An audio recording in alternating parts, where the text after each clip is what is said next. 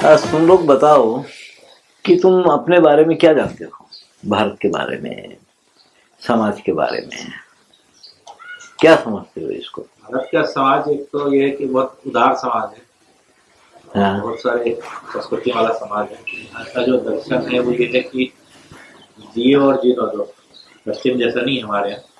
क्या बोलते हैं, फिटेस्ट। मगर देखो, कथनी और करनी में फर्क है। उदार समाज तो फिर हमको उदारता दिखाई क्यों नहीं देती है? आज जो गड़बड़ जो चल रही है पूरी, उदारता कहीं दिखाई नहीं दी है लोगों को ना। ये तो बहुत बहुत भयंकर दिखाई दिया है लोगों को। अत्याचार, अन्याय, ये सभी दिखाई दिया है ना। उदार कहीं भी दिखाई नहीं देता है हम लोगों को अभी, वो कठोर दिखाई देता है। अब प्राचीन समय की तो बात है, यही जहाँ तक है अद्वैत की बात आती है, हम तो अद्वैत के सिद्धांत को मानते हैं। पाश्चात्य देश द्वैत सिद्धांत का है, इस्लाम भी द्वैत ही सिद्धांत है। इस्लाम द्वैत है मगर उनका सामाजिक जीवन अद्वैत का है, और हम लोग अद्वैत वाले हैं मगर हमारे पास बहुत बहुवाद है। खूब निर्लिप्तता की बात तो हम लोग करते हैं, मगर बहुत बड़े पैमाने पे निर्लिप्त जीता है अमेरिका का आदमी। एक तरह से देखा जाए तो उसको तो किसी से लगाव ही नहीं रहता है, अपनी संतान से भी लगाव नहीं है उसको तो। बहुत निर्लिप्त भाव से तो वो लोग जीते हैं, है ना। ये सब बड़ा एक अजीब सा लगता है पूरा। तीन जो चीजें हैं, कभी कभी लगता है कि इस्लाम का बंधुत्व, ईसाइयों की सेवा भावना, सिखों की एकता, ये तीनों में से एक भी चीज हमारे लोगों के पास में नहीं दिखाई देती है। इस्लाम का बंधुत्व बहुत तगड़ा है, वो कहीं से भी रिश्ता निकालेगा। और ईसाइयों की सेवा बड़ी तकड़ी है यहाँ पर। यहाँ उनका बहुत कुछ चला है सेवा के बल पे ही, ईमानदारी से करते हैं। और जैसे अगर एक सरदार जी का अगर ट्रक खराब हो जाए तो रास्ते से जितने सरदार जी गुजरेंगे बराबर खड़े रह करके उसको पूछ के जाएंगे कुछ मदद की जरूरत तो नहीं है। आओ, ये चीज दूसरा कोई समाज नहीं करता है। कर निकाल के भाग जाएगा। हमें भिकमंगा भी नहीं होता है। भिकमंगे तो खैर हमारे पास थे नहीं, हमारे पास भिक्षा वृत्ति रही है, वो भिकमंगा नहीं है। हमारे पास तीन वृत्ति, कर्म वृत्ति, वैश्य वृत्ति और भिक्षा वृत्ति, ये तीन ही वृत्तियां रही है। सारा समाज ये तीन वृत्तियों में कहीं ना कहीं समा के है। कर्म वृत्ति में वो लोग हैं जो जड़ पदार्थ से सृष्टि करते हैं। उनका जो जितना पदार्थ है, जैसे लकड़ी है, सोना है, चांदी है, या सारी ये जो चीजें है, कारीगर पूरा उसी वृत्ति में आता है, कर्म वृत्ति में आता है, जो जड़ पदार्थ से सृष्टि करता है। और चेतन से चेतन की वृद्धि करने वाला जो है वो वैश्य समाज है। चेतन से चेतन की वृद्धि करता है वो। जैसे किसान एक बीज जमीन में डालता है और उससे 1000 बीज पैदा करता है, वो अपने हाथ से बीज तैयार नहीं करता ना। एक ग्वाला है 10 गाय से 100 गाय कर देता है, या एक भेड़ बकरी वाला है 100 बकरी से 1000 बकरी कर दे वो। तो इस तरह से जो चेतन की वृद्धि करता है वो वैश्य वर्ग में आता है, वैश्य। और उसके बाद है भिक्षा वृत्ति। भिकमंगे हमारे पास नहीं रहे, भीख मांगना नहीं रहा है, वृत्ति रहती है, धंधा रहा है। ऐसी बहुत जातियां हैं जो भिक्षा वृत्ति पर ही जीती। मगर बात ये आती है कि कर्म वृत्ति वाला और वैश्य वृत्ति वाला जो भी समाज रहा है, ये भिक्षा वृत्ति को अपने से बहुत ऊंचा मानता है, भिक्षा वृत्ति वालों को। क्योंकि ये दो भी वृत्ति के लोग अपरा की व्यवस्था करते हैं और वो परा की बात करते हैं। ये दोनों समाज को समृद्ध बनाते हैं, भूमि को समृद्ध करते हैं। और भिक्षा वृत्ति वाला समृद्धि से निर्लिप्त रहने की बात करता है। समृद्धि ही हमारे लिए सब कुछ है ऐसा नहीं, उससे हटके भी हमारा कुछ और है, उसकी बात ये भिक्षा वृत्ति वाला समाज करता रहा है। इसलिए इनका काफी मान रहा है ये लोगों का, ये भिक्षा वृत्ति वाला समाज हमारे पास में बहुत तकड़ा रहा है। करीब कोई 7-8 हजार उपजातियां रही है इनकी। इनकी जरूरत क्या थी असल, क्यों ये लोग भिक्षा वृत्ति को अपनाए? कोई बहुत श्रेष्ठ तो नहीं है ना भिक्षा मांग करके किसी पर आधारित होकर के जीना। कहीं ना कहीं उनको भी शर्म लगती होगी ना, ये क्या है लोगों से मांग मांग के जीना है। मगर उस चीज को बहुत श्रेष्ठ माना गया है हमारे पास में। इसलिए हमारे पास में क्या था, हिंदुस्तान में हर जाति वाले को साल में 5 दिन तो भिक्षा मांगना ही है, ये नियम था। यहाँ तो बनियों में भी वो रिवाज है। हाँ, ये रात में सांब शिव जी आए थे ना, ये भी 5 दिन के लिए भिक्षा के लिए निकलते हैं, अभी भी निकलते हैं ये लोग भी। ये बता रहे थे, अब तो अपने ही परिवार में ले लेते हैं समझो भिक्षा। तो भिक्षा यहाँ सबके लिए जरूरी है। 5 दिन, कम से कम 5 दिन मांगना। बहुत सारे समाज को हम लोग देखे हैं भिक्षा मांगता हुआ। उद्देश्य कई तरह के हैं, क्योंकि हमारा सब बहुत कुछ भिक्षा पे जब भिक्षावृत्ति इसलिए महत्वशाली है कि तुमको समाज से संबंध बनता है, एक रिश्ता बनता है। हमारी पूरी पढ़ाई भिक्षावृत्ति पे हुई है ना, पढ़ाई भिक्षावृत्ति पर होती थी। जितने भी गुरुकुलों में पढ़ने वाले लड़के रहते थे, ये सबको भिक्षा मांगना ही पड़ता था। समाज को बहुत नजदीक से देखने का वो एक ढंग है, समाज की सही परिस्थिति जानने का वो एक ढंग है। मैं एक बार गया था अछमपेट, महबूबनगर के इलाके में, तो एक संस्था वालों के साथ में गया था। तो संस्था वालों के साथ गए तो ये उस दिन एक मीटिंग लगा के बैठे। तो लंबाड़ों की बस्ती, वो छोटी सी बस्ती लंबाड़ों की। तो मैं वहां जाते ही थोड़ी देर में मेरे को तो लगी भूख। तो मैं एक लंबाड़े को बुला करके बोला, देखो भाई मेरे को लगी है भूख, कुछ खिलाओ। तो कहाँ खाना मांग लिए गुरुजी आप? हाँ, तो भी चलो खाना खिलाएंगे करके।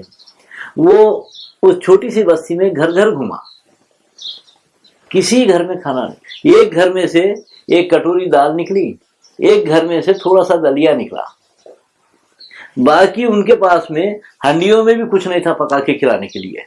तो बहुत सारे घर घूमे, तो एक कटोरी दाल और एक कटोरी घटका दलिया मिला। मैं खाया, आके मैं इनको खूब गालियां दिया, ये सभा लगा के बैठने वालों को। क्यों? बस्ती में किसी के पास खाने को नहीं है और तुम सभा लगा के बैठे हो। आज शाम के खाने का इंतजाम करके जाते क्या? किसी के पास शाम के खाने के लिए भी नहीं था वो घरों में। और ये लोग कह के अपना दरबार लगा के बैठे हुए हैं, सबको आज कोई काम पे मत जाओ, सब यहाँ रहो, आज मीटिंग करना है हम लोगों को करके। तो गोपी कृष्णा एक साथ में गया था, तो मैं आगे खूब गालियां दिया। मैं घंटे भर में मीटिंग खत्म करो, अपनी जो सभा करना है खत्म करके भाग जाओ यहाँ से। इनको काम वाम करने दो, कुछ तो करने दो इनको बेचारों को, शाम में खाना खाना है ये लोगों को।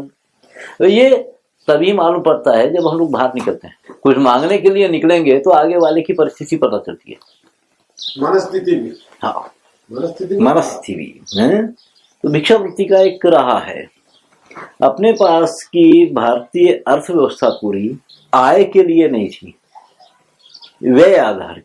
हर एक को खर्चा करना होता था, हर एक की कमाई कैसे बढ़ाई जाए ऐसा नहीं था, हर एक कैसा कमाना है ऐसा नहीं था, हर एक कैसे खर्च करना है ऐसा था। व्यापार हमारे पास लाभ के लिए था, लोभ के लिए नहीं।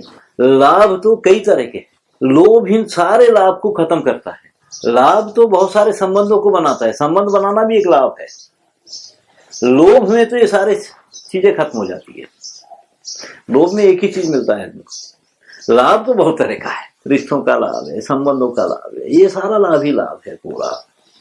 तो व्यापार पूरा हमारे पास में लाभ के लिए था, लोभ के लिए नहीं। जब गांव की व्यवस्था की गई होगी, तो गांव की व्यवस्था में जब व्यापारियों को रखा गया होगा, वाणिज्य करने वालों को, तो क्यों रखा गया होगा? आ बैल मुझे मार बोलने के लिए क्या? आ भाई तुम लोग हमको लूटो, उसके लिए थोड़ी रखा गया था इनको। ये वो लोग थे कि जो गांव की समृद्धि कैसे बढ़ा सकते हैं। अब वो समृद्धि नहीं बढ़ा करके गांव को कंगाल करने के पक्ष में आ गया, तो फिर इनको क्यों रखेंगे गांव के अंदर? तो उस समय व्यापार का मतलब कुछ और ही था। व्यापार में वाणिज्य भी एक हिस्सा है, पूरा वैश्य वृत्ति में वाणिज्य एक हिस्सा है, बहुत छोटा हिस्सा है जो गांव में नहीं चल सकता। गांव का व्यापार का ढंग अलग था। बात यह है कि गांव किसको कहा जाए, ग्राम की क्या परिभाषा है, किसको गांव कहा जाता है? समूह है, परिवारों का समूह। हाँ, कुछ परिवारों का समूह। क्यों ऐसा जीना है? वो लोग क्यों जीना है एक जगह इकट्ठा होकर के? गांव का मतलब क्या होता है? जब जिस समय पर जीने की कोशिश की गई, कुछ तो सोचा गया होगा ना उस बारे में कि जब ऐसा जीना है तो क्यों जीना है भाई ऐसा। लोग तो अपना अपना भी कहीं कहीं जी सकते हैं ना, तो उस तरह से जीने की कोशिश क्यों की है? कुछ तो फायदा होना है ना एक को दूसरे से, नहीं तो क्या मतलब है फिर जीने का? उसे समूह में एक दूसरे का नहीं सोचा जाता है, वो समाज में सोचा जाता है। तो पहले ये चीज हम लोग खुलासा कर ले पूरा अच्छे से कि ग्राम किसको कहते हैं, समाज क्या है, सामाजिकता क्या है। समाज किसे कहते हैं? समाज की एक ही परिभाषा है, प्राणी समूह कि जो अपने चारों तरफ है वो समाज है। तो समाज प्राणी समूह कहते हैं। तो क्या हम ही प्राणी है क्या? ये पशु पक्षी पेड़ पौधे ये सब क्या है फिर? ये सब प्राणी है। ये जैसे प्राणी है हम भी एक प्राणी, उतना ही। समाज का मतलब होता है प्राणी समूह जो जीता है। फिर सामाजिकता, जैसे प्राणी समूह सहज ही अपना कर्तव्य निर्वाह करता है। वृक्ष को प्राणवायु देना है, देगा। घर में कुत्ता बंधा हुआ है, पराया आदमी आया है, भौंकेगा। कुत्ते को ये तो नहीं बोलना पड़ता कि पराया आदमी आया भौंक, वो अपने आप भौंकेगा। तो ये सारे पशु पक्षी पेड़ पौधे सहज ही अपना कर्तव्य निर्धारित करके वो करते हैं। जिस दिन मनुष्य इन सारी चीजों के लिए कर्तव्य निर्धारित करके जीना चालू करता है तो वो सामाजिक कहलाता है। जब इन सारी चीजों के प्रति कर्तव्य निर्धारित करके जीता है तो वो सामाजिक कहलाता है। सिर्फ अपनी तरह के लोगों के लिए कर्तव्य नहीं, उसमें ये सारी चीजों के लिए कर्तव्य हो जाता है इसका, और वो निर्धारित करके जीता है तो वो सामाजिक होता है। तो ये सारी ये चीजों के ऊपर में हमारी व्यवस्था पूरी बनी कि कम से कम हम सामाजिक होकर के तो जीना है, असामाजिकता से नहीं जीना है, सामाजिक होकर के जीना है। तो कैसे होने से हम सामाजिक जीवन जिएंगे? तो ग्राम की क्या परिभाषा रही है हमारे पास में? पंजाब में पिंड कहते हैं ना गांव, और उत्तर हिंदुस्तान में देहात। पिंड का मतलब होता है एक शरीर, और देहात का मतलब भी यही है कि जो देह के भीतर है वो एक शरीर है। तो इसका मतलब है गांव अपने आप में एक शरीर, एक देह माना जाता था। जैसे हम अपने शरीर की सुरक्षा करते हैं तो ऐसे ही मानस के लोग कि जहां हरेक के आहार की सुरक्षा और गौरव की व्यवस्था करने वाले मानस के लोग जहां इकट्ठा होकर जीते हैं वो ग्राम कहलाता है। वहां हरेक के प्रति हरेक की जिम्मेदारी हो जाती है। वहां ये नहीं कि कुछ लोग हुकूमत चलाएंगे और बाकी लोग गुलाम रहेंगे, ऐसा नहीं होगा। ऐसा नहीं होता। वहां तो हरेक को जिम्मेदारी उठाना पड़ता है। तो जहां हरेक के आहार की सुरक्षा और गौरव की व्यवस्था करने वाले मानस के लोग जहां इकट्ठा होकर जीते हैं वो ग्राम कहलाता है। वो एक शरीर की तरह अपने आप को मानता है पूरा। तो ये चीज हमारे पास में रही है जिसके आधार पे हमारा सब कुछ बना था, भारतीय सब कुछ बना था। गांव की व्यवस्था पे बात करेंगे या किसी और पे। तो ग्राम, तो गांव हमारे पास में कैसे कैसे बने हैं पूरे। तो एक तो है हमारे पास में यहाँ गुड़ा जिसको बोलते हैं या पल्ले जिसको बोलते हैं। पल्ले और गुड़ा में फर्क है ना। गुड़ा में होता यह है कि जहां एक ही इस तरह का समाज जीता है वो भी एक गांव है। जहां एक ही तरह का काम करने वाला एक ही तरह का समाज जीता। कस्बे में बहुत कुछ हो जाता है। तो हमारे पास में जैसा रहा है कि एक 20 किलोमीटर का जो एरिया रहा है वो देहात माना जाता है पूरा एक पर। क्योंकि ऐसे जीना क्यों पड़ता है लोगों को? जहां जिसका रॉ मटेरियल मिलता है। अब जैसे कुम्हार है, कुम्हारी मट्टी सब जगह नहीं मिलेगी या कोई भी मटेरियल सब जगह नहीं मिलता है। तो जहां वो मिलता है वहां उनका समाज इकट्ठा होकर जीता है। अब जैसे इस इलाके में, बोध के इलाके में बहुत जुलाहे थे। यहाँ 1960 तक 55-60 तक 32,000 मग्गल था। 32,000 मग्गल नर्सिटी। और बोध का इलाके में बहुत ज्यादा था, क्योंकि कपड़ा बुनने वाले लोगों को नमी वाला वातावरण चाहिए, सेम डाले वातावरण को। ऐसी जगह पे लोग गांव बना लेते हैं अपना। तो बोध का इलाका है वो नमी वाला इलाका है। तो वहाँ बहुत जुड़ा है, काफी तरह की जुड़ा है, वहाँ रहे हैं बोध के इलाके में। बाकी जगहों पे रहे हैं, कंबल वंबल बनाने वाले लोग रहे हैं, और जो महीन काम करने वाले लोग हैं वो वातावरण को देखते हैं, उनके लिए नमी भरा वातावरण होना चाहिए। बाकी से बुनती होती है, नहीं करके नहीं, वो तकलीफ होती है, धागा टूट जाता है तो जुड़ता नहीं है, ये सब कुछ है। इस तरह से सब बहुत जगह जगह पर भी ये है, पर ये सारे लोग मिलकर के ग्राम ही कहलाया है, क्योंकि वो इन सब पर उनका ये चलता था ना, ये सब पर आधारित वो लोग जीते थे गांव का। गांव यहाँ बसाने के बहुत सारे ढंग रहे। चाणक्य गांव बनाने की पद्धतियां बताया था। पल्ले लोग को निराकार पन्नु చేస్తోళ్ళు ఉంటారు, గూడలో ఒకటే రకమైన ఒకటే భాషోళ్ళు ఒకటే రకమైన పని చేసేటోళ్ళు ఉంటారు। ऐसा है, घोड़ा में एक ही भाषा के एक ही तरह के काम करने वाले लोग रहते हैं, उनका सब कुछ अपना एक ही चलता है। पल्ले में ऐसा नहीं, पल्ले में कई तरह के काम करने वाले हैं। और गांव में बहुत तरह की, कम से कम 18 तरह की कारीगरी होती है।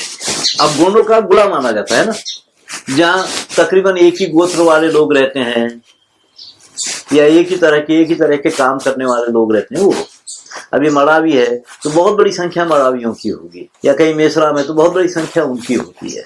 एक ही तरह के भाषा वाले, एक ही तरह के काम वाले लोग होते हैं। तो ये जितने भी अभी यहाँ के गांव बसे हुए हैं, ये सब बहुत नए गांव हैं, अति प्राचीन गांव नहीं है ये सब कुछ, तो नए बने हुए हैं। पहले के जो गांव है, इस इलाके के जो गांव है, वो एक पद्धति से बने। तो ये गांव को देख करके चाणक्य की पद्धति समझ में आती है। चाणक्य गांव बनाने, गांव बसाने की पद्धतियां कायम किया कि गांव कैसा होना चाहिए, एक गांव से दूसरे गांव की दूरी कितनी होना चाहिए, कम से कम 2 कोस या 3 कोस के भीतर में दूसरा गांव होना चाहिए, उससे ज्यादा दूर नहीं। एक गांव से दूसरा गांव दिखते रहना चाहिए। तो कैसा, क्यों ऐसा चाहा वो कि अगर एक गांव में आग लग जाए तो आसपास के गांव के लोग वहां पहुंच पाना है सहायता के लिए। और एक गांव में कुछ गड़बड़ हो जाए, डकैती अगर पड़ जाए, तो इनकी आवाज सुनकर के आसपास के गांव के लोग सतर्क हो जाना है। तो ये सारी चीजों की सुरक्षा को लेकर के वो गांव के निर्माण की बात किया था कि कैसे कैसे कितनी दूरी पर एक गांव बसना चाहिए। ऐसे तो गांव वो बनाए थे चाणक्य के भी अपने, मगर उसके पहले के भी जो बहुत सारे गांव हम लोग देखते हैं यहाँ पर। यहाँ के जितने गांव, पुराने गांव, तो 4वीं-5वीं शताब्दी में कभी रहे होंगे जो गांव, तो वो 3 तरफ पहाड़ और एक तरफ नदी को देख करके गांव बनाए थे। मगर गांव बनाने की हमारी अपनी पद्धतियां पूरी। जब गांव की भूमि परीक्षा करते थे तो एक टोकरे में 9 धान्य लेकर के जो चलता था, वो टोकरे को बोलते पाटला, और उसको जो लेकर के चलता था वो पटेल माना जाता था। तो वो जो जा करके वो भूमि की परीक्षा करता है, 9 धान्य जगह जगह पर डाल करके देखता है कि वो सही समय पर अगर अंकुरित हो गए हैं तो वहां गांव बसा ले। खेती के योग्य बड़ी अच्छी जमीन है। फिर 9 तरह के धान्य अगर अपने समय से अंकुरित हो गए हैं, हर एक का समय रहता है ना, 2 दिन में, 3 दिन में, 24 घंटे में, तो सब अंकुरित हो गए तो वो भूमि काबिल है, वहां गांव बसा करके रह सकते हैं। मगर गांव का शिवार जब बनाया जाता था वो कि एक गांव की संख्या कितनी है, इनको कितना सब कुछ चाहिए, उस हिसाब से। और उसमें ये तय किया गया था बड़े पक्के से कि कम 500 साल तक तो कोई जीने के लिए यहाँ से बाहर नहीं निकलना। 500 साल तक ये संख्या कितनी हो सकती है, तो उतने लोगों की कैसे व्यवस्था कर सकते हैं, उतनी भूमि पर वो लोग उसको अपना बना, उसका शिवार कायम करते थे वो लोग कि शिवार, उसको सीमा, गांव की शिवार बोलते हैं यहाँ पर, वो सीमा कायम की जाती थी कि इतना संख्या कम होगी या ज्यादा होगी तो इतनी जमीन में तो हो सकता है सबका निर्वाह हो सकता है, उस हिसाब से चल देते कि 500 साल का क्यों रखे। हमारे पास में प्रकृति का नियम माना जाता है कि 500 साल तक जनसामान्य बढ़ता है और 500 साल तक जंगल बढ़ता है। ये प्रकृति का नियम है। 500 ಏಳದಾಗ ಅಡವಿ ಇರುತ್ತದೆ, 500 ಏಳದಾಗ ಜನಸಾಮಾನ್ಯ ಇರುತ್ತೆ। 500 साल तक जन सामान्य बढ़ता है, फिर जंगल बढ़ना चालू होता है, जन सामान्य घटना चालू होता है, जंगल बढ़ना चालू होता है, फिर जन सामान्य बढ़ता है, जंगल खत्म होता है। तो ये प्रकृति का एक नियम है, ऐसा मानते हैं लोग, उतनी व्यवस्था लोग कर देते थे। और ये बहुत अच्छे से ये देखा जाता था कि एक चींटी अपना आहार ढूंढने के लिए कितना दूर जाती है, ज्यादा 10-20 गज, है ना, उससे ज्यादा दूर तो नहीं जाती है। एक गाय बकरी है, अपना आहार ढूंढने के लिए कितना दूर जाती है, ज्यादा 2 किलोमीटर 3 किलोमीटर, उससे बाहर तो नहीं जाती है ना। एक पक्षी अपना आहार ढूंढने के लिए कितना दूर जाता होगा, ज्यादा 5-6 किलोमीटर, फिर शाम में उसको अपने घोंसले में आना ही है लौट करके। तो इस तरह से कि फिर एक आदमी को अपना आहार प्राप्त करने के लिए कितनी जरूरत है, कितनी जगह की जरूरत है। सुबह में वो काम के लिए निकले और शाम को लौट करके आ जाए घर। उस समय का साधन बैलगाड़ी से लेकर के जाए और काम करके लौट के आ जाए। तो उस सीमा तक का वो शिवार कायम किए थे कि इसमें आदमी जी सकता है, 12 महीने इसको इसका आहार मिल जाएगा, इससे बाहर इसको जरूरत ही नहीं। अगर बैलगाड़ी लेकर के जा रहा है, आधा दिन उसको जाने में निकल जाए, फिर आधा दिन आने में निकल जाए, काम कब करेगा? जाने आने में सब इतनी अगर बड़ी सीमा कायम कर ली जाए तो वो थोड़े समय में पहुंचे, काम करे अपना भरपूर, फिर लौट के घर भी आ जाए शाम। तो वो सीमा बनाएगी, वो ज्यादा 20 किलोमीटर होती है, गांव के 5-6 किलोमीटर इधर 5-6 किलोमीटर उधर, उससे ज्यादा दूर तो नहीं होगा। इस तरह की सीमाएं कायम की गई थी कि आदमी को अपना आहार प्राप्त करने के लिए कितनी भूमि की जरूरत होगी, कितना दूर जाना है इसको, बस है उस सीमा में जी सकता है, जी लेना है। बाकी सारे पशु पक्षियों को 12 महीने उसमें आहार मिलता है, तो आदमी को क्यों नहीं मिलेगा? आदमी को मिल जा सकता है ना। तो उतनी सीमा बस है, उससे बाहर की लोग कोई कभी कल्पना नहीं की है। तो उस तरह की एक व्यवस्था को कायम कर ली ना पूरा, कि इतनी सीमा में हम जी सकते हैं, इसके बाहर के हमको जरूरत ही नहीं है। तो वो सीमा अभी एक 10-20 किलोमीटर से ज्यादा नहीं है। एक गांव का शिवार, अब ये देखो, अभी आदिलाबाद बस्ती रही है तिरपल्ली का इलाका, और ये जो आश्रम है इसके बाद फिर ये मावाले का मावाला आ जाता है। ये सड़क के उस पार का इलाका मावाला माना जाता है, ये आदिलाबाद है। तो ये इसके चारों तरफ की इतनी जमीन ही है। गांव का जब सीमा बंधन करते थे तो ये सारी प्रदक्षिणा करना पड़ता था ना, सीमा बंधन। यहाँ एक मैं बताऊंगा बीच में सीमा बंधन कैसे होता था, क्या क्या होता था। तो ये सारा हिस्सा घूम लेना है, तो एक रात भर में पूरी प्रदक्षिणा हो जाना चाहिए गांव की। कई तरह की प्रदक्षिणाएं रही है ना हमारे पास में, कुछ तो गांव की ही प्रदक्षिणा रही है, कुछ गांव की सीमा की प्रदक्षिणा रही है, जो निरंतर चलते रहती थी अपने पास में, निरंतर चलते रहती थी। गांव की प्रदक्षिणा तो हमेशा चलते ही रहती थी। कोई ना कोई ग्रुप निकला ही रहता था अपना डिंडी लेकर के, डिंडी वो भजन गीजन करते हुए चलते रहते। हमारे बचपन तक ये चला है, गांव की सीमा की प्रदक्षिणा पूरी गांव के चारों तरफ घूमते रहते थे। तो इतनी ही परिधि में हम लोग आसानी से जी सकते हैं, वो एक व्यवसाय लोग बना लिए थे। बड़ा मजा आता है कई बार, ये गांव के लोग जो देखते रहते हैं, गर्मियों में जब पंछियों को कुछ आहार नहीं मिलता है ना, तो चींटी क्या करती है कि भीतर से अनाज निकाल के बाहर फेंक देती है, तो ये पंछी उसको खाते हैं। जब बरसातों के बाद जब चींटियों को कुछ मिलता नहीं है, तो ये पंछी खेत में से अनाज लाके बुट्टा वट्टा लाके वहां फेंकते रहते हैं। ये चींटियां उसको इकट्ठा करते रहती है। ये होता है, देखो ये जो कीड़े मकोड़े तक एक दूसरे का सहयोग दे लेते हैं। यहाँ कई बार बताते, देखो अभी तो चींटियों के लिए पंछी आहार ला रहे हैं, वो लेकर के आएंगे, झाड़ के ऊपर से नीचे गिराते जाएंगे। तो कंकुड़ वाटकुनी आते ये वाटकुनी चढ़ा और ये चींटियां वो इकट्ठा करते रहती है।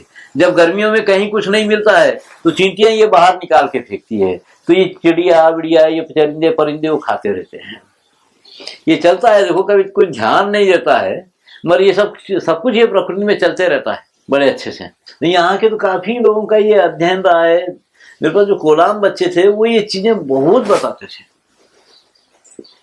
कैसा होता है गुरु जी, देखो ये सब कुछ ये करते रहते हैं। तो उनको वो लोग तो देखते रहते थे। गुलाम बच्चों का बहुत अच्छा अध्ययन था सारी चीजों के प्रति, कि कौन सा पंछी कैसे अंडे देता है, कहाँ देता है, उसकी सुरक्षा कैसे करना है, ये सब वो लोग जानते थे गुलाम बच्चे। मगर जब शुरू में गुलाम बच्चे स्कूल में आते थे तो उनको प्रकृति पर्यावरण का बहुत अच्छी जानकारी। ये गर्मियों में बहुत बड़े तूफान चलते हैं यहाँ पर, अब जरा कम हो गए हैं।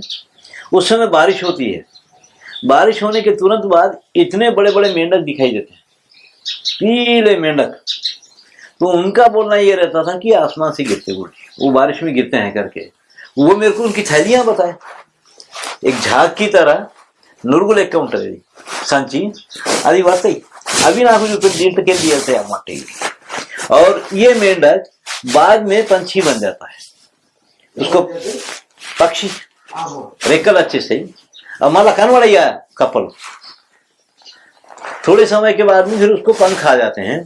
तो ऐसी बहुत सारी चीजें वो लोग बताते रहते हैं। और कि कौन सी मक्खी कैसे, जो उसकी जो विष्ठा है कैसी रहती है, कोनी ईगदेमो पुरुगुले रुते कीड़ों की टट्टी करती है। तो ये सारी चीजों का वो लोगों का अध्ययन था, काफी अच्छा हो बच्चों का। अब उसके बाद के बच्चों में ये गुण नहीं रह गया है समझो, क्योंकि वो उसी परिधि की हर चीज की जानकारी वो लोग लेकर के रखते थे। एक 10-20 किलोमीटर में ये हो सकता है, बहुत अच्छा हर सारी चीज के बारे में अध्ययन कर सकते हैं ना। तो इसलिए वो लोग उतनी ही सीमा की परिधि बना लिए थे। तो गांव बनाते समय पे जब ये पटेल नवधान्य डाल करके देखने के बाद वो भूमि का पूजन करते हैं। भूमि पूजन होने के बाद जो गांव बसाया जाता था तो उसको बड़े सुंदर ढंग से कायम करते थे कि वायु कैसी दिशाओं से चल रही है, तो जिनका आग का काम है वो किस दिशा में उनके घर रहना चाहिए। जितने कुम्हारों के घर होते हैं वो आग्नेय दिशा में होते हैं, कमर और डोरा आग्नेय दिशा में उनके घर बनाना है, क्योंकि हमारी पूरी हवा पश्चिम और वायव्य से चलती है और इनका पूरा आग का काम है। तो अभी तक घर के चूल्हे से गांव जला है पता चलता है, मगर कुम्हार के आवे से गांव जला है ऐसा कभी सुना ही नहीं आता। कुम्मर याम तो नहीं वो रेखी गाल दे। तो वो पूरी दिशाओं को देख करके एक एक समाज को बैठाते थे कि ये यहाँ रहने से ठीक रहेगा, ये यहाँ रहने से ठीक रहेगा। हर एक की दिशाएं थी पूरी। चर्मकार लोग पूर्व की तरफ ही होते थे, पूर्व और उत्तर की तरफ, क्योंकि उनका पानी उधर निकल जाना है, बाहर निकलना है सीधे से। पानी बहुत गंदा पानी होता था, तो पानी कैसे किधर निकलना है वो। तो ये ढलाने वाला ने ये सब देख करके गांव का निर्माण किया। आदिलाबाद भी जो बस्ती है बहुत सुंदर ढंग से बसी हुई। यहाँ पर जैसे है कि वास्तु के हिसाब से पूरा, यहाँ जो कलेक्टर ऑफिस है बहुत ऊंची जगह पर, एसपी ऑफिस जो है बहुत ऊंची जगह पे, वहां से पूरा गांव दिखाई देता है। और यहाँ का सबसे बड़ा जो तालाब रहा है वो पूरा ईशान्य दिशा में रहा है। पूरी ढलान को लेकर के ये गांव बसा है आदिलाबाद पूरा। और बचपन में इतना सुंदर गांव था ये पूरा कि हर एक के घर बहुत अच्छे घर थे, 2-2 मंजिला मकान थे हर एक के। और देश पांडे लोग यहाँ बहुत रहे, जमींदार लोग, उनके घरों में और दूसरे लोगों के घरों में बहुत ज्यादा फर्क नहीं था। 2-3 ही बड़ी बड़ी हवेलियां हैं, वो भी ऐसे ही आज का क्लर्क उससे बड़ा घर बना ले रहा है, खूब बड़े बड़े। वो घर जो है जितने भी है 2-2 मंजिला मकान थे पूरे लोगों के, और एक ही डिजाइन के। ब्राह्मणों के मकान भी 2 मंजिला थे, बनियों के भी 2 मंजिला मकान, किसानों के भी 2 मंजिला मकान, तो हरिजनों के भी 2 मंजिला मकान थे, कुम्हारों के 2 मंजिला मकान थे पूरे यहाँ पर। वो एक शहर थी पूरी। और उसके साथ साथ में पानी, सड़कों की व्यवस्था, नालियों की व्यवस्था बड़ी सुंदर थी। बार बार निर्माण यहाँ होता नहीं था। अब सीमेंट आने के बाद में क्या है कि सारी बस्ती में निर्माण चलते ही जाए। चलते जा रहा है, कोई गली या कोई जगह खाली नहीं है, वो बनते ही जा रहा है, निर्माण चलते ही जा रहा है अभी, क्योंकि हर 10-15 साल में घर तोड़ रहे हैं बना रहे, हर 10-15 साल में घर तोड़ रहे हैं बना रहे। उस टाइम पे ऐसा नहीं था, कभी कोई घर बनता था गांव में। तो गांव में घर बनाना उस टाइम पे एक तरीके पद्धति थी पूरी, कभी किसी का घर बनता था, बहुत सालों के बाद में। उस समय तक सबके घर, या नक्काशी वालों के घर जो थे वो सबसे सुंदर घर थे, जमींदारों से भी सुंदर घर उनके थे, 2-2 मंजिला मकान। नक्काशी वाले, नक्काश जो कारीगरी का काम करते थे, पेंटिंग वेंटिंग बनाते थे, उनके घर, वो खुद कारीगर रहने की वजह से उनके घर बहुत सुंदर थे।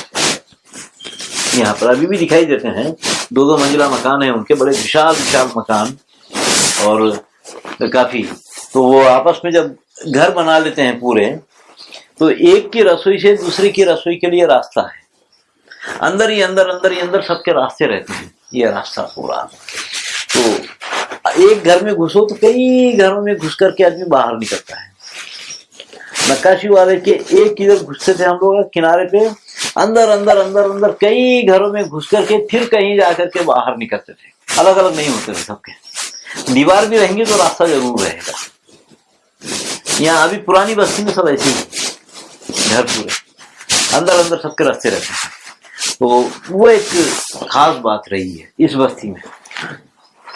वो ना घर बनाने के उनके अपने डिजाइन रहे हैं, मगर घर वर भी जितने बने हैं पूरा प्रकृति पर्यावरण को देखकर, ये नहीं कि कुछ भी बना देना है, कि कैसा आसपास का वातावरण कैसा है, जलवायु कैसी है, पेड़ पौधे कैसे है, उससे मिलता जुलता घर बनाना है। इस इलाके में, हमारे इलाके में पूरे 4 तरह के मकान हैं, एक शाला, द्विशाला, त्रिशाला, चतुशाला। आदिलाबाद के मकान एक शाला के हैं,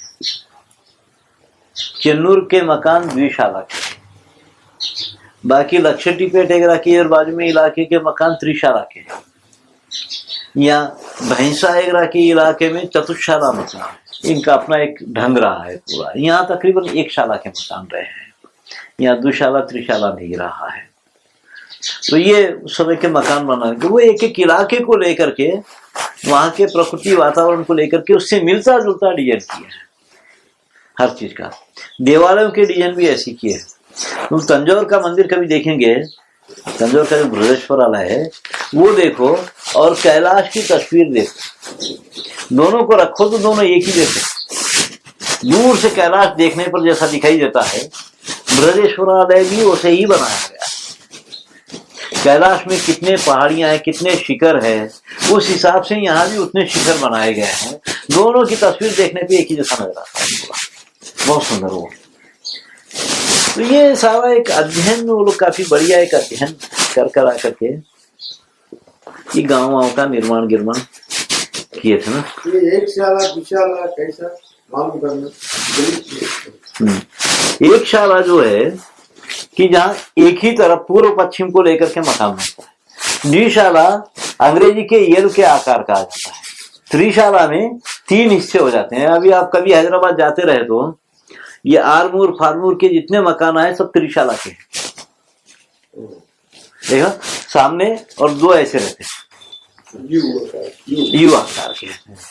अभी परसों लोग जाते समय बताया था मुन्ने को, वो त्रिशाला के मकान। और ये धर्मपुरी में पूरे चतुशाला के मकान, चारों तरफ रहेगा, बीच में आंगन रहेगा, उसके बीच में आंगन है। और भैंसा के इलाके में भी वैसे मकान है। और ये धर्मपुरी में पूरा धर्मपुरी वैसे ही चतुशाला है।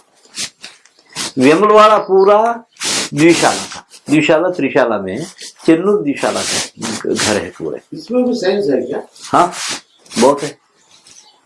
कुछ इलाके की कुछ बीमारियां होती है, उससे बचने के लिए उसे कुछ घर बनाए जाते हैं।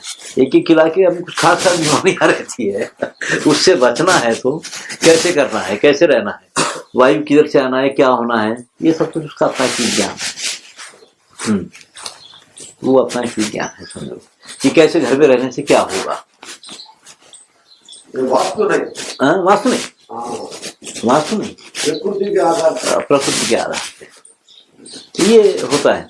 अभी यहाँ मठ है, गोपाल कृष्ण मठ है, पता नहीं हुआ क्यों जितने भी महंतों को देखे हम उसको दमा की शिकायत देते हैं, उनको अस्थमा हो जाता है। अभी भी जो है उसको भी जवान लड़का ही है, पर मेरे को लगता है इसको भी हो जाएगा अस्थमा, क्योंकि जैसा वो बना हुआ है पूरा, वो डिजाइन उसका कारण है उसको हो जाने के लिए, और कोई भी रहे उसको हो जाए अस्थमा। तो ऐसा है क्या है अपने पास में, जैसे कि हर कार्ती में एक कीड़ा पैदा होता है, हर नक्षत्र में एक कीड़ा पैदा होता है, तो कीड़े को खत्म करने की बजाय कीड़े से अपने आप को कैसे बचा लेना है, ये अपने लोग सोचते हैं। वो तो होगा प्रकृति में, मगर उससे हम अपने आप को बचा ले सकते हैं ना, उससे अपने आप को कैसे बचाना, ये काफी पद्धति है।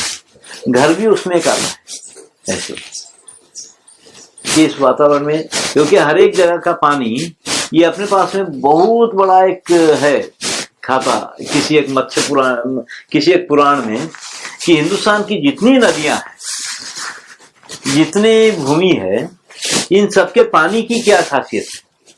गंगा का पानी वात करता है, पित्त करता है या कफ करता है, तो हर नदी के पानी का एक गुण है, कहीं का पानी वात करता है, कहीं का पानी पित्त करता है, कहीं का पानी कफ करेगा। तो ये सब जगह के पानियों का, तालाब के पानियों का भी वो लोग काफी अच्छा एक बार ये अध्ययन किए हैं कभी, कुएं के पानी का भी, हर इलाके के कुएं के पानी का क्या गुण है, ये बहुत बड़ा है। मेरे पास में कहीं एक कागज पड़ा हुआ है पूरा ये लिस्ट, इसका मैं कहीं से निकाला था इसको, कि हर नदी के पानी का क्या गुण है आयुर्वेद के अनुसार। तालाब कैसे, काली मिट्टी के तालाब के पानी का क्या गुण होता है, लाल मिट्टी के तालाब के पानी का क्या गुण होता है, ऐसे पत्थरों के बीच से नदी जो बहती है उस पानी का क्या गुण है। ये सारे पानी के गुण में ये लोग काफी अच्छा एक कभी अध्ययन किए थे और वो लिखे हैं पूरे। ये हमको मिलता है कि हर छोटी छोटी नदी के भी पानी के गुण को लोग बताए, तो उसके किनारे रहने वालों को क्या बीमारियां ज्यादा होती, तो उससे बचने के लिए इनको क्या क्या करना चाहिए। तो ये घर भी उसमें एक हिस्सा आता है घर भी उसका एक हिस्सा है, समझो।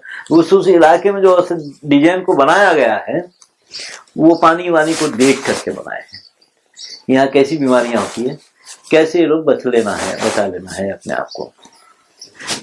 बाइक निकाला था मैं कहीं से कि गंगा के पानी का क्या गुण है, यमुना के पानी का क्या गुण है, कावेरी का क्या है, गोदावरी के पानी का क्या गुण है, उस इलाके की भूमि के पानियों का क्या गुण है पूरा, उससे बचने के लिए क्या क्या खाना चाहिए, क्या क्या कैसा घर होना चाहिए, ये रहता है। देखिए गांव में कितने कितने काम करने वाले कितने कितने रहना, वो भी वो रहता है परसेंटेज, क्योंकि वो भी सारा एक हिसाब है पूरा, कितने कितने लोग रहना है, क्या क्या रहना है। इस तरह से गांव हमारे पास में बड़े सुंदर गांव बताए गए थे ना, उनकी दूरियां एगरा बड़ा, ये इलाका देखते हैं तो कभी तो बड़ा अजीब लगता है कि अपने आप नहीं बचते, योजना से बचते। हाँ, योजना से बचते, अपने अपने ही ना, योजना उसकी पूरी योजना की गई, प्लानिंग की गई। हमारे पास शहरों को उतना महत्व नहीं रहा है, 5 ही शहर रहे हैं ना, 7 शहर रहे हैं हमारे पास में, काशी, मथुरा, अवंतिका, उज्जैन और अयोध्या, और फिर बाद में पाटलिपुत्र नहीं, पाटलिपुत्र नहीं रहा है। पाटलिपुत्र कई बार बसा, कई बार उजड़ गया पाटलिपुत्र। हस्तिनापुर, हाँ हस्तिनापुर रहा है, दक्षिण का मदुरई, और फिर उज्जैन, मथुरा शहर है, अयोध्या। मथुरा अति प्राचीन शहर, सबसे प्राचीन कौन सा? मथुरा। मथुरा बहुत प्राचीन शहर मथुरा, मथुरा। और ये कुछ है 7 शहर है अपने पास में। द्वारिका एक, द्वारिका एक रहा है। ये 7 शहर रहे हैं अति प्राचीन काल से, और ये 7 शहर मोक्ष देने वाले माने जाते हैं। मथुरा भी, ये 7 शहर मोक्ष देने वाले माने जाते हैं। हमारे पास में बड़े बड़े शहरों में ये 7 ही शहरों का वर्णन आता है, नगरों का। उसके बाद नगर नहीं थे, क्योंकि यहाँ पे नगर को उतना अच्छा, शहरों को उतना अच्छा माना नहीं गया था ना पूरा। इंद्र का जो एक काम था पूरा कि किसी भी इलाके की, किसी भी एक नगर की बस्ती आबादी 5 लाख से अगर ज्यादा हो जाए तो उसको नाश कर देता था। तालाबों को नाश कर रहा था, बड़े बड़े तालाबों को नाश कर दिया, वो बड़े बड़े शहरों को नाश कर दिया था इंद्र। इसलिए उसका नाम पुरंदर है। पुरंदर ये कभी जब एक बहुत बड़े बड़े बांध बनाए गए, तालाब बनाए गए थे, बड़े बड़े नगर बन गए थे, तो इन सबको खत्म कर दिया था इंद्र। कभी कभी लगता है कि फिर ऐसा कोई पैदा होना चाहिए अब। नगर, हमारे पास में नगरों की कल्पना एक अलग रही है, जहां से हमारे पास में बहुत कुछ चलता भी रहा है। हस्तिनापुर नहीं था। हस्तिनापुर इतना, हस्तिनापुर पांडवों के टाइम पे बना हुआ है, ये इंद्रप्रस्थ हस्तिनापुर रहा है, मगर इसका ये नगरों में वर्णन नहीं है। काशी, मथुरा, उज्जैन, मदुरई और इधर द्वारका, पुरी। कितने हो गए? पुरी है, हस्तिनापुर नहीं। हस्तिनापुर कोई मोक्ष देने वाली नगरी नहीं रही। पुरी रहा है। ये 7 पुरियां मानी जाती है जो मोक्ष देने वाली रही है। हाँ, कई नगर कई बार बसे, कई बार उजड़ गए, मगर ये कायम रहे हैं, हजारों सालों से ये कायम रहे हैं। समझो ये 4 नहीं, द्वारिका भी रही है और पुरी भी रहा है, ये रहे। ये इनकी अपना एक ये रहा है। पर इंद्र का जो एक था ये कि जो बड़े बड़े तालाब, बांध और बड़े बड़े जो शहर थे, इनको नाश करते रहता था। नाश कर खत्म मटिया देगा थे। हाँ, खत्म कर डालना क्या, आदमी भी मरेगा, सब खत्म कर डालना उसको, आदमी सबको खत्म करके फेंक डालने का, और क्या है। वो कर डालता था, वज्र प्रहार से नाश कर डालता था। सुनते थोड़ी लोग, है ना। अभी हैदराबाद को फिर पहले छोटी बस्ती बना, लोग बनाएगा थोड़ी ना। गांव के जो ढंग रहे हैं, इनकी संख्या, इनकी सीमा, ये बड़ा सुंदर हमको दिखाई देता है। और ये इलाके के गांव काफी अच्छे रहे हैं। अभी तो बहुत नए जो बन गए हैं, ये उस हिसाब में नहीं आते। यहाँ की पुरानी बस्तियां जितनी भी है, ये तंत्रोली क्या, ये अंकोली क्या, ये जैनत क्या, ये सब जिम्मा फम्माई जितने भी है, वो आज भी उसी हिसाब के बने हैं। उनके शिवार उतने ही बड़े शिवार है, पूरा वो कायम है पूरा। और एक गांव से दूसरा गांव दिखाई देता रहता है, बड़ा सुंदर। वहां की आवाजें सुनाई आते रहना चाहिए।